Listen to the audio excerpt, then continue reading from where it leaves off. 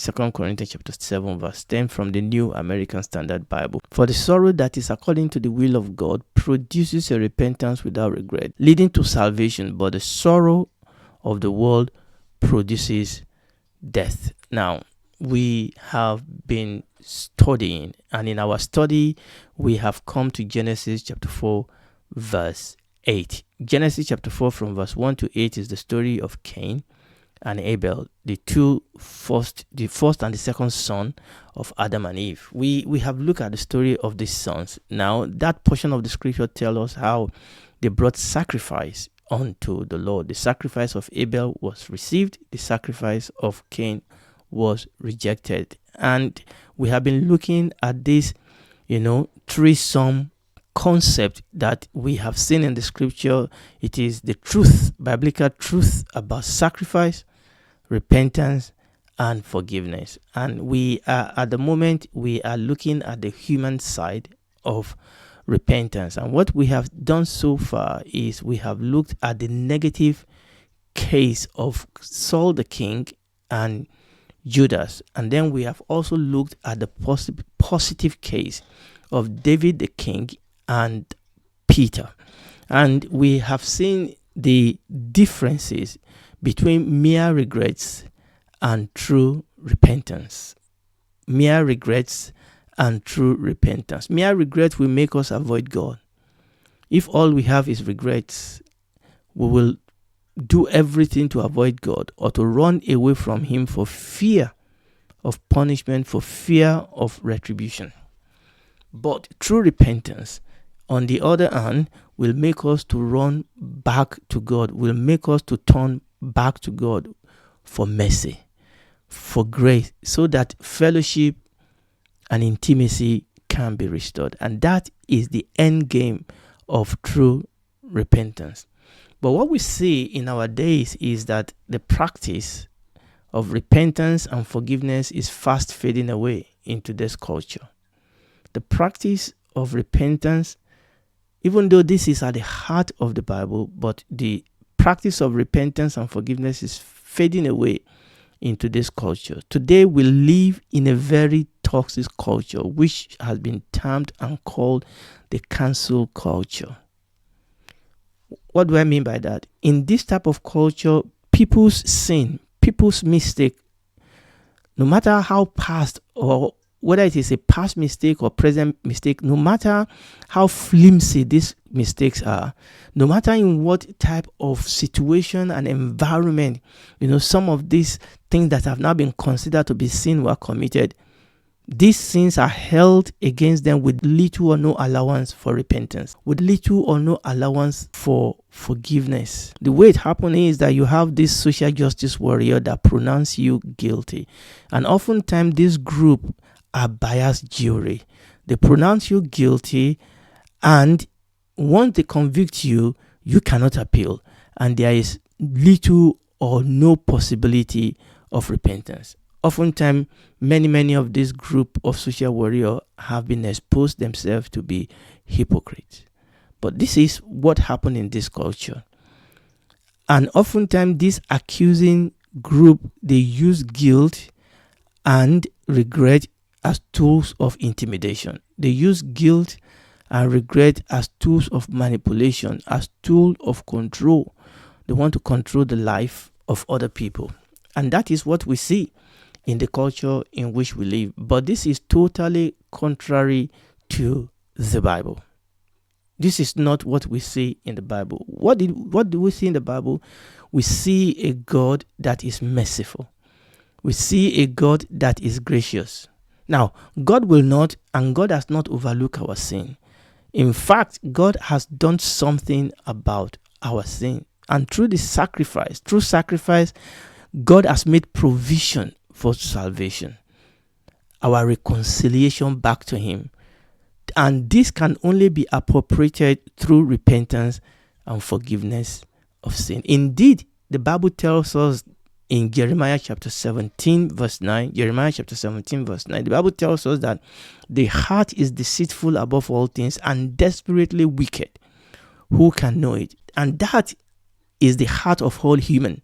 The Bible says the heart is deceitful. It's not the heart of a selected group of people. It's not the heart of the white. It's not just the heart of the black. It's not just the heart of the male or the female, or one gender or another. The Bible says the heart is deceitful above all things. That is the heart of all human. No matter what sectionality or race of the society you belong. The Bible tells us in Romans chapter 3, when you read Romans chapter 3, very interesting read. Verse 10 says, none righteous, no, not one. Verse 11 says, none that understand. Verse 11 says, none that seek after God, none.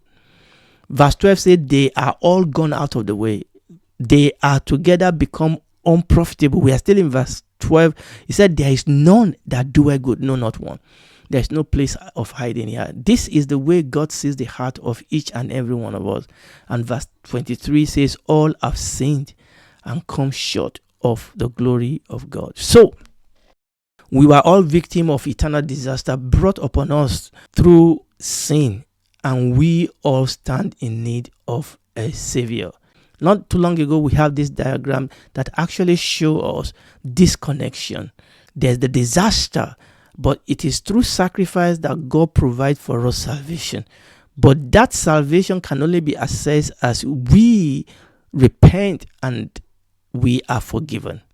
Now, what we see here is that God has provided salvation for all souls through the sacrifice of our Lord Jesus Christ. That is what God has done.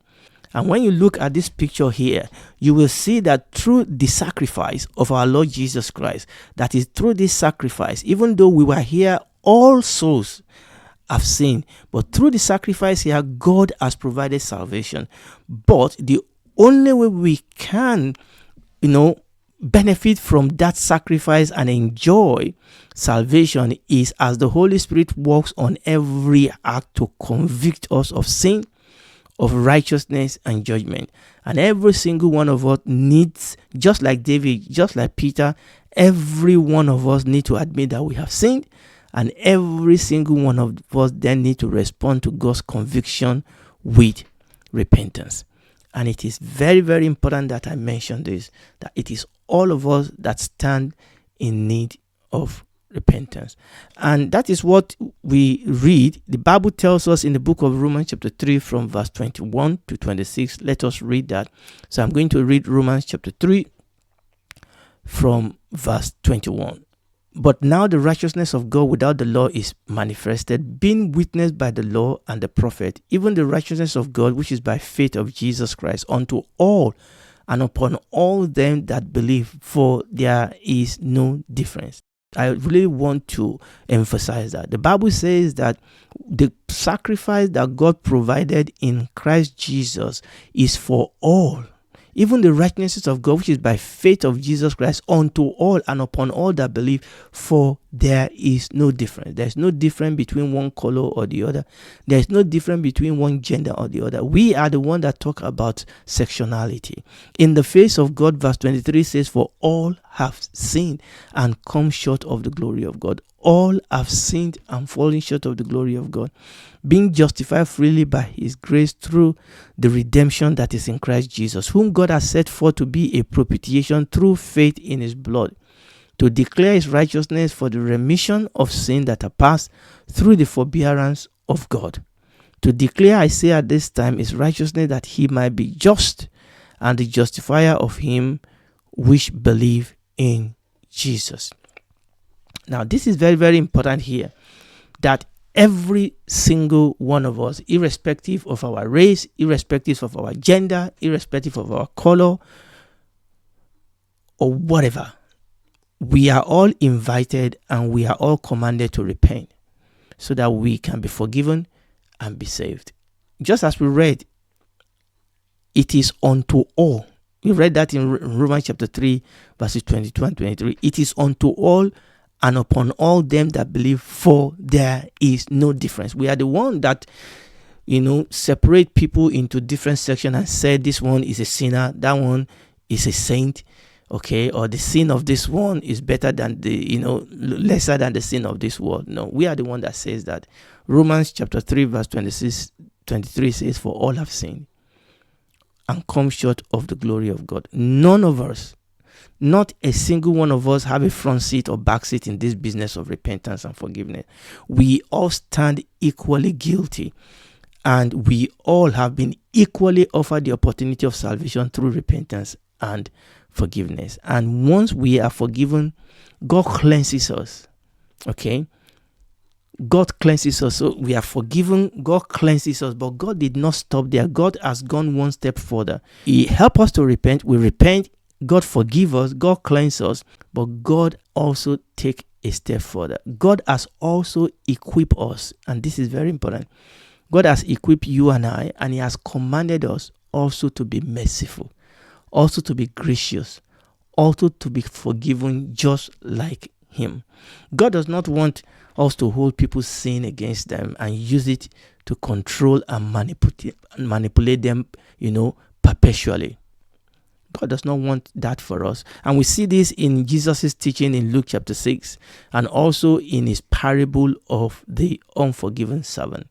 Let's read Luke chapter 6 and we read verses 35, 36, and 37. But love your enemy, the Lord Jesus taught.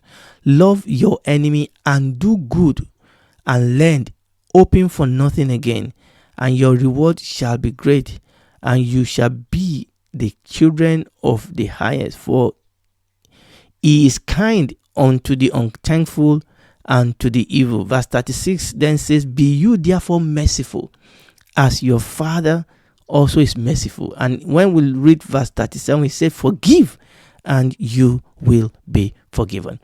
Now, I'm still going to read one more scripture, but I want us to see what the Lord Jesus Christ is teaching here. He's saying that just like God is kind, just like God is merciful, God is telling each one of us that we also must forgive, and we will be forgiven. We are looking at this injunction that the Lord Jesus Christ and God has given us.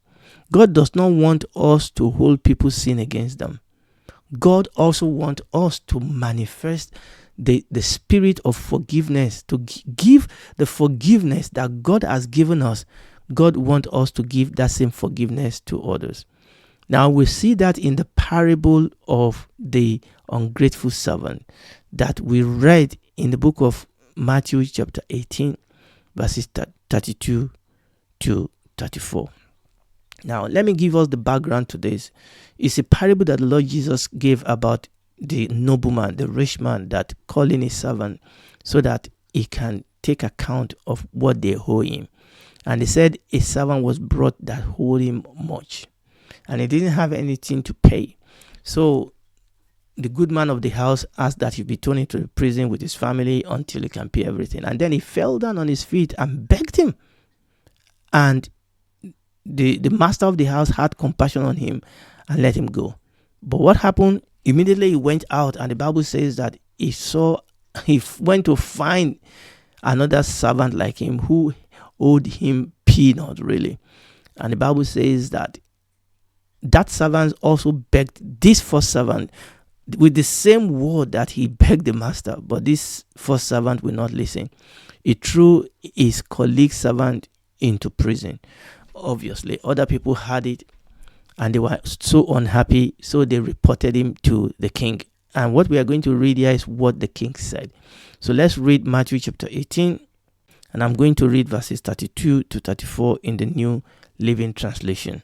Then the king called in the man he had forgiven and said, you evil servant, I forgive you all that tremendous debt because you pleaded with me. Shouldn't you have mercy on your fellow servant, just as I had mercy on you? Then the angry king sent the man to prison to be tortured until he paid his entire debt.